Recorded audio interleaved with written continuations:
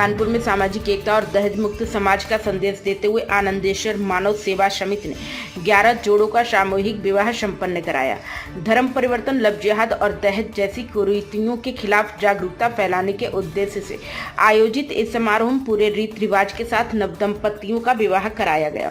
गाजेबाजी के साथ निकली बारात और वैदिक मंत्रोच्चार के बीच हुए विवाह संस्कार संपन्न हुए। हमारा उद्देश्य समाज में फैली दहेज प्रथा और धर्म परिवर्तन जैसी कुरीतियों के खिलाफ जागरूकता फैलाना है। गरीब और जरूरतमंद परिवारों की बेटियों का सम्मान पूर्वक विवाह कराना हमारी प्राथमिकता है। आगे भी ऐसे सामूहिक विवाह कार्यक्रम आयोजित किए जाएंगे। कानपुर के कल्याणपुर स्थित कार्यक्रम स्थल पर आयोजित इस भव्य सामूहिक विवाह समारोह में 11 वर-वधुओं एक दूसरे को जयमाला पहनाकर जीवन भर साथ निभाने की कस्में खाई। समिति के पदाधिकारियों और मुख्य अतिथियों की मौजूदगी में सभी जोड़ों का स्वागत किया गया। मंगल गीतों और वैदिक मंत्रोच्चार के बीच कन्यादान, हवन, फेरे और सिंदूर दान की रस्में पूरी की गई।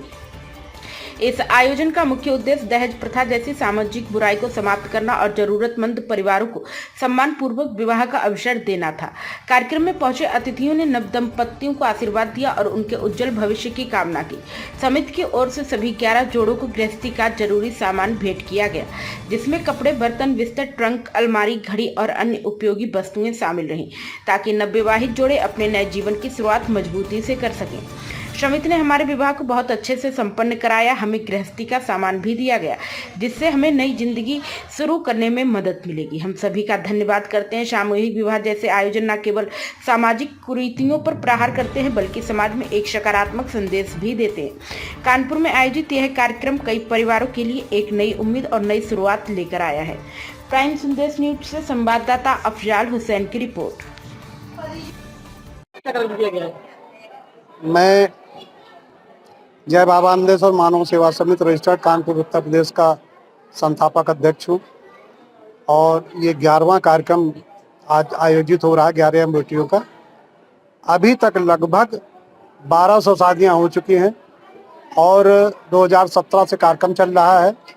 मठ मंदिर समन्वय समिति के द्वारा हमें नियुक्त किया गया था और 2017 से विधिवत धर्म परिवर्तन, लव जिहाद को रोकने के लिए और दहेज को रोकने के लिए कार्यक्रम हम लोग विधिवत चला रहे हैं 2017 से। और 110 वार्डों में ज़्यादातर जागरूकता अभियान के तहत हम लोग कार्यक्रम कर चुके हैं और प्रतिदिन 3-4 लोग जो है घरों में पर्चा पहुंचाते हैं कि आप अपनी बेटियों का, बच्चों का आप हमारे यहाँ से रिश्ता देखिए, आप पसंद करिए, आपकी मर्जी है, चाहे जहाँ से करिए। हम लोग सिर्फ इसलिए कि सनातन से आदमी जुड़े, कहीं भटके न, मिशनरी लोग उनको इधर उधर करके भटका न सके, पुतला न सके, बहला न सके, उनका मान सम्मान से खिलवाड़ न कर सके। 11वां कार्यक्रम चल रहा है। लगभग 1200 शादियां हो चुकी हैं और आज तक किसी भी जोड़े की ये शिकायत नहीं आई कि हमारा रिश्ता नहीं चल रहा है या हमारे तलाक की नौबत है। आज तक कोई नहीं। बाबा आनंदेश्वर हम समाज को संदेश देंगे, बेटियों को संदेश देंगे कि अगर आप आई हो और यहाँ नया जीवन शुरू करना चाहती हो तो बहुत सोच समझ के आओ, दोबारा छोड़ने की नौबत ना आवे, ऐसा ध्यान रखना। क्योंकि अभी हमारे यहाँ से जो एक बेटी थी तो वो यहाँ पे संस्था में थी, तो उनका विवाह जब हुआ, ये इसी संस्था में थे, उनका विवाह हुआ तो रात में लड़के का एक्सीडेंट हो गया। बारात आई हुई थी और चला गया था, वो एक्सीडेंट हो गया और एक्सीडेंट के बाद हम लोग सीधे भागे इमरजेंसी में, रीजेंसी हॉस्पिटल। सब लोगों ने समझ लिया कि अब तो रिश्ता होना नहीं है, अब तो बात खत्म हो गई। तो सब लोगों की तैयारी हो गई, सब ने कह दिया कि भैया रिश्ता तो होगा नहीं। लड़की से जो यहाँ की संस्थापक सदस्य है, उससे समझिएगा बहुत चीज, उससे उन्होंने ये पूछा गया कि एक बार बेटी से भी तो पूछ लिया जाए।